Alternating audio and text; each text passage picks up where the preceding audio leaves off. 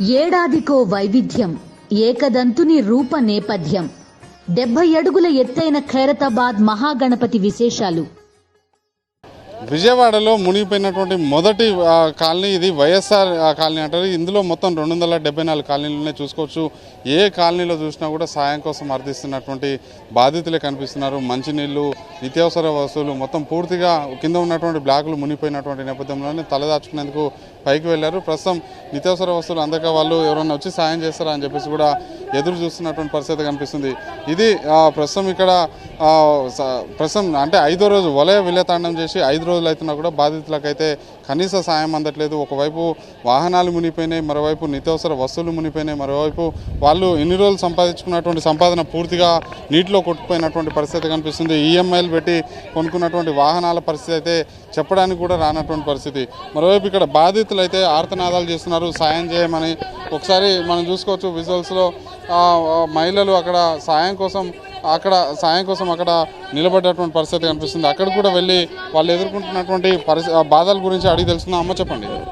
మాకైతే పసి పిల్లలు సార్, మాకు ఉండేదానికి ఏది లేదు, తినేదానికి ఏది లేదు. ఇదిగో ముసలి పింఛింగ్ లేదు, ఏం లేదు సార్. అదిగో చాలా మంది బాధపడుతున్నారు. కొద్దిగా సాయం చేయండి సార్. వచ్చి ఈ టైంలో సాయం చేయకపోతే ఏ టైంలో సాయం చేస్తారు సార్? పిల్లలు సార్, ఇప్పుడు మా మనుషులు అయితే నీళ్ళల్లో ఉన్నాము, పింఛన్ కూడా లేదు సార్, ఏమి ఇచ్చలేదు, వస్తున్నారు వెళ్ళిపోతారు సార్. ఏం చేయమంటాం మమ్మల్ని ముసలాళ్ళం? మేము రాగలిగామా? పెన్షన్ ఏ సార్ పింఛనా? అది పాపం అడుగుగా చూసుకోవచ్చు. అక్కడ వాళ్ళ ఆర్తనాదాలు చూసుకోవచ్చు.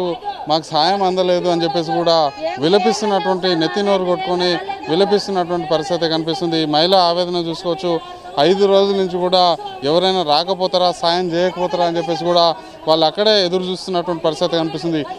ఈ కనిపించే ఫ్రేమ్లో కనిపించేటువంటి ఈ 4-5 మహిళలే కాదు, ఇక్కడ కింద ఉన్నటువంటి ఈ 100 మందే కాదు, ఇక్కడ దాదాపు వేలాది మంది జనాలు ఇక్కడ నివసిస్తున్నారు. దాదాపు 5 రోజులుగా సాయం లేకపోవడంతో ఎవరైనా ప్రభుత్వం వస్తుందా, ప్రభుత్వం రాకపోతుందా, ఆదుకోకపోతుందా అని చెప్పేసి కూడా ఎదురు చూస్తున్నారు. అయినా కూడా వాళ్ళ ఆశలన్నీ అడియాశలు అయినటువంటి నేపథ్యంలోనే విజువల్స్లో ఒకసారి చూసుకోవచ్చు. ప్రభుత్వానికి సంబంధించినటువంటి ఏ యంత్రాంగం కూడా ఇక్కడ సాయం చేయడానికి రానటువంటి నేపథ్యంలోనే ప్రజలంతా వలస వెళ్తున్నటువంటి పరిస్థితి ఉంది. కట్టుబట్టలతోటి మిగిలినటువంటి సామాన్లు ఏవైతున్నాయో సామాన్లు అన్నింటినీ కూడా బస్సులో పెట్టుకొని నెత్తిన పెట్టుకొని పిల్లల్ని భుజాన వేసుకొని సంఖ్యలో మరొక పిల్లల్ని పెట్టుకొని వెళ్తున్నటువంటి పరిస్థితి కనిపిస్తుంది. వాహనాలు అయితే తడిసిపోయినటువంటి వాహనాలని, పాడైపోయినటువంటి వాహనాలని పూర్తిగా షెడ్డుకు తరలించేందుకైతే నెట్టుకుంటూ వెళ్తున్నటువంటి పరిస్థితి కనిపిస్తుంది. వైఎస్ఆర్ కాలనీలో ఇక్కడ చూస్తున్నటువంటి జనాల్ని చూస్తుంటే వాళ్ళ బాధపడుతున్నటువంటి బాధలను చూస్తే మాత్రం ఖచ్చితంగా గుండె తరుముకుపోతుంది. ఖచ్చితంగా ఇక్కడికి ప్రభుత్వ యంత్రాంగం మొత్తం ఇక్కడ మోహరించినా కూడా వీళ్ళందరినీ ఆదుకోవాలంటే ఖచ్చితంగా రావాల్సినటువంటి అవసరం ఉంది. ప్రభుత్వ యంత్రాంగం మొత్తం ఇక్కడ కూర్చోవాల్సినటువంటి అవసరం ఉంది. నష్టపోయినటువంటి ప్రతి బాధితులను ఆదుకోవాల్సినటువంటి అవసరం ఉంది. నిన్న వైఎస్ జగన్మోహన్ రెడ్డి వరద బాధితుల్ని కలిసి వాళ్ళకి భరోసా కల్పించేటువంటి ప్రయత్నం చేశారు. నష్టపోయినటువంటి బాధితులు ఎవరైతే ఉన్నారో తక్షణ సాయం కింద ప్రతి కుటుంబానికి 50,000 రూపాయలు ఇవ్వాలి. చనిపోయినటువంటి కుటుంబాలు ఏవైతున్నాయో వాళ్ళకి, మృతుల కుటుంబాలకి 25 లక్షల ఎక్స్గ్రేషియా కూడా అందించాలని చెప్పేసి కూడా జగన్మోహన్ రెడ్డి డిమాండ్ చేసినటువంటి పరిస్థితి ఉంది. అమ్మ చెప్పండి. మాకు పింఛన్ ఇవ్వలేదు, ముసలి ఎవరు పట్టించుకునే లేరు, తినడానికి తిండి లేదు, మమ్మల్ని ఎవరు చూస్తున్నారయ్యా? అని మీరు చెప్పిన మాటల్లో మేము వింటున్నాం. మా మగం చూసిన వాళ్ళు లేరు, మధ్య వాళ్ళు తింటున్నారు కానీ మాకు కనీసం రూపాయి చేతులు పెట్టిన వాళ్ళు లేరు. బట్ట అయ్యా మంచిలో పోయి నీళ్ళు లేకయ్యా, నీళ్ళు ఇవ్వంటే ఇచ్చిన వాళ్ళకి ఇద్దరు కానీ మా లాంటి వాళ్ళని పట్టించుకోవట్లే, నీళ్ళ పోయి గుద్దుకుంటాం. అంటే అమ్మ ఇప్పుడు 5వ తారీఖు వచ్చింది కదా, వరద ఉండే, గతంలో వాలంటీర్లను పెట్టి మీకు పెన్షన్ కావచ్చు ఇంటికి తీసుకొచ్చేది కదా, ఇప్పుడు అట్లాంటిది ఏం లేదా? ఇవ్వట్లేదయ్యా. ఎవరు వచ్చారయ్యా? ఎవరు రాలే. కిందిలు మొత్తం సామాన్ మొత్తం తడిసిపోయింది. మా ఇల్లు కిందిలు. మాకు చెప్పాలి కదా, నీళ్ళు వస్తే మీరు వెళ్ళిపోండి ఇక్కడ నుంచి, మీ సామాన్ చదువుకోండి, మీ సామాన్ జాగ్రత్త చేసుకొని చెప్పాలి కదా. ఒక్క మాట చెప్పలేదు. జాగ్రత్త, కాలువ పక్కన జాగ్రత్త జాగ్రత్త అంటే ఏమేమి వస్తుంది అనుకున్నాం కానీ రాత్రికి 1:30కి నీళ్ళు వచ్చేసి నీళ్ళు మొత్తం ఒట్టరాని చూడండి వచ్చి మా ఇల్లు. కనీసం బట్టలు కూడా తీసుకోలేదు మేము. బట్టలు కూడా ఏమి మంచాలు కానీ మొత్తం తడిసిపోయినాయి. ఒక్క సామాన్ తీసుకో, కనీసం కంచెం లేదు అన్నం తింటాం. మాకు కంచె మొత్తం తడిసిపోయి పెంట అయిపోయి ఇదైపోయింది. ఎలా కంచెలు అన్నం తింటాం? మమ్మల్ని ఎవరు పట్టించుకోవట్లేదు సార్. అసలు పడిపోయే నీళ్ళలో సార్ పాడైపోయినాయి.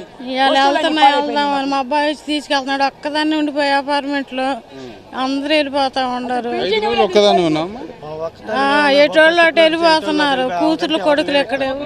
మా అమ్మగారే నేనేమో ఉండేది నర్సాపేటలో ఉంటున్నా ప్రజెంట్. మా అమ్మగారు ఒక్కతే ఉన్నారు, ఫోన్లు లేవు, ఏమీ లేవు. ప్రజెంట్ నేను ఎక్కడి నుంచో మార్కెట్లో ఆటో పెట్టి అక్కడి నుంచి వాటర్లో నడుచుకుంటూ వచ్చి మా అమ్మగారిని తీసుకెళ్తున్నా సార్. కనీసం చెప్పండి అమ్మా. కాళ్ళు లేవు, దాంట్లో వేసాం, కింద ఉన్నాం, మాకు ఒక్క మాట చెప్పలేదండి. రేత్రి 1 గంట రేత్రి కాడ తీసుకెళ్ళి దాంట్లో వేసుకున్నాం. కళ్యాణ మండపం ఆమెకు ఫుడ్ పెడతాకి వెళ్తాకి లేదు అవకాశం, మాకే రావట్లేదు. ఆమెకేం పెడతాం తీసుకెళ్ళి, ఆమెకేం పెడతాం? మాకు పిల్లలు చిన్న చిన్న పిల్లలు అక్కడ తీసుకెళ్ళి ఏం పెడతాం? పురుట్లో పిల్లలు పెట్టుకొని బతుకుతున్నాం. ఆమె కాడికి వెళ్దాం మాట్లాడితే అత్తయ్య పోండి, మా కాలేజీలో ఒకప్పుడు కొత్తయ్య పోండి, ఇక్కడ రాము. రోజు జ్వరం వచ్చి 4 రోజుల నుంచి అసలు ఇంట్లో నుంచి బయటికి వెళ్తానికి లేదు. పిల్లలు హాస్పిటల్ తీసుకెళ్తానికి కూడా లేదు, నీళ్ళలో మునిగి వెళ్ళాల్సి వస్తుంది. చిన్నపిల్లలు అసలు తినటానికన్నా ఉందండి. తెస్తున్నారు, ఎందుకు తెచ్చి నీళ్ళలో పడేసిపోతున్నారు? ఏమైనా తెచ్చి చేతికి ఎత్తున్నారా? ఎంత నష్టం అయిపోయినాం, ఏం లేకుండా అయిపోయింది. చూసుకోవచ్చు, చిన్న పిల్లోనికి ఫీవర్ వచ్చింది, కనీసం ఆసుపత్రికి తీసుకువెళ్ళాలన్నా కూడా పరిస్థితి లేదు. కనీసం ట్రాక్టర్లు కావచ్చు, బోట్లలో సదుపాయం కల్పిస్తే ఆసుపత్రికి అన్నా తీసుకువెళ్ళే వాళ్ళమని చెప్పి చెప్తున్నారు. వాళ్ళు కూడా ఎక్కించుకోవట్లేదు సార్, వాళ్ళకి అందుబాటులో ఉన్న వాళ్ళని ఎక్కించుకుంటారు.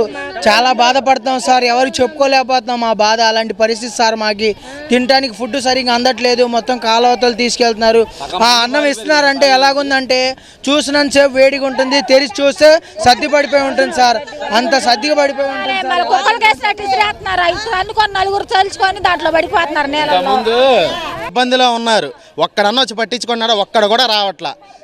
వాళ్ళైనా నీటిలో దిగితే ములిగేది మేము మొలగమా అంటున్నా. మా ఓట్లు అయితే కావాలి, జనాలు అయితే సచ్చారా బతకరలేదు కూడా తెలియదు. ఈ కాలనీలు ఎంతమంది సస్తారో కూడా తెలియదు. వరదలు తగ్గే బయటికి ఒక్క నా కొడుకు వచ్చి చూసిన పాపం లేదు. అంటే పునరావాస కేంద్రాలను ఏర్పాటు చేస్తాం. ఎక్కడ ఏర్పాటు చేశారు? ఎవ్వడో రాని కూడా రాలేదు. టీవీల్లోనేమో వాళ్ళకి అవి ఇచ్చేసాం, వీళ్ళకి ఇవి ఇచ్చేసాం, డబ్బులు పంచి పెట్టేసాం, అది అని చాలా చెప్తున్నారు సొల్లు. మాకు ఒక్కడో రూపాయి చేసిన పని చేసేసాం. ఎలుకెవరి మీద తెచ్చి ఏ బిల్డింగ్ ఆ బిల్డింగ్ కావాలి. నువ్వు స్కూల్ మీద ఎక్కడో వేసి ఆ అపార్ట్మెంట్లు ఉన్నాయా, ఆ అపార్ట్మెంట్ వాళ్ళు గొప్ప వాళ్ళు, వాళ్ళ బిల్డింగ్ మీద మొత్తం లోడ్ అయితే ఎవడెళ్ళి తీసుకుంటాడు? వాళ్ళ బిల్డింగ్ల మీద నువ్వు వేసింది ఏంటి? ఇక్కడ వేయాలి ప్రతి అపార్ట్మెంట్కి. ఆ హెలికాప్టర్ మీద వచ్చి ఏం చేస్తున్నాయి? పెద్ద పెద్ద బిల్డింగ్లు ఉన్నాయి కదా ఎదురు, వాళ్ళంతా డబ్బున్న వాళ్ళు, వాళ్ళ బిల్డింగ్ల మీద వేస్తున్నారు. వాళ్ళ ఇళ్ళలో వేస్తే వీళ్ళకేమొచ్చింది? ఈ బిల్డింగ్లు వేసారనుకోండి, వీళ్ళు వెళ్ళి పంచుకుంటారు. వీళ్ళకి సంబంధం లేకుండా ఆ బిల్డింగ్ మీద వేస్తే ఈ ముసలోళ్ళు వెళ్తారా? ఈ ఆడపిల్ల వెళ్ళిద్దా? అలా వెళ్ళరు. చూసుకోవచ్చు, ఇక్కడ వేలాదిగా బాధితులు ఉంటే కనీసం పట్టించుకున్నటువంటి పాపాన ఎవరు కూడా పోలేదని చెప్పేసి కూడా వైఎస్ఆర్ కాలనీలో ప్రతి ఒక్కరు ఆగ్రహం వ్యక్తం చేస్తున్నటువంటి పరిస్థితి కనిపిస్తుంది. ఒకసారి అయితే ఖచ్చితంగా అధికార యంత్రాంగం ఇటువైపు రావాల్సి ఉంది, బాధితుల్ని ఆదుకోవాల్సినటువంటి అవసరం ఉంది. ప్రస్తుతం ఇప్పటికీ ఆదుకోపోవడంతో దాదాపు సగం వైఎస్ఆర్ కాలనీ ప్రస్తుతం అయితే ఖాళీ అయిపోయినటువంటి పరిస్థితి ఉంది. వాళ్ళకి తెలిసినటువంటి వాళ్ళ ఇంటికి, బంధువుల ఇంటికి వెళ్తున్నారు. ప్రస్తుతం మనం విజువల్స్లో ఇంతమందికే చూపించాం, ఎక్కడ చూసినా కూడా జనాలంతా వలస వెళ్ళిపోతున్నటువంటి దృశ్యాలు ఇక్కడ దర్శనం ఇస్తున్నాయి. శ్రీనివాసరావు, పాషం అశోక్ రెడ్డి, సాక్షి టీవీ, వైఎస్ఆర్ కాలనీ.